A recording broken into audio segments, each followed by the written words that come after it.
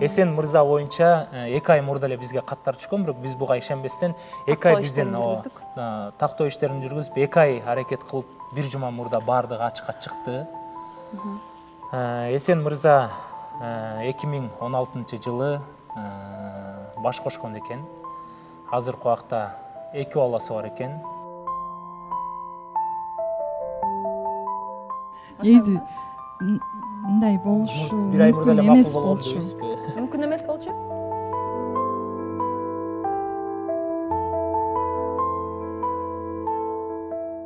Ошондо силер бизге такыр тиешеңер жок болуп калдыбы, өзүңөрдү өзүңөр билип, өтүңөр төргө илип, кааласаңар сүйлөшүп, кааласаңар талапкер күтүп, бул ошондо биз жолуктук долбоорунда сыйлабастык болуп атабы?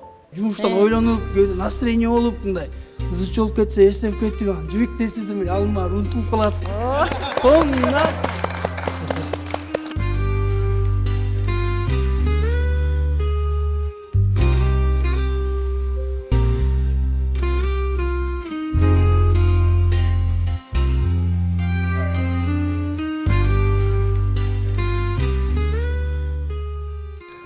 жаз келип, сүйгүм келип баратпайбы?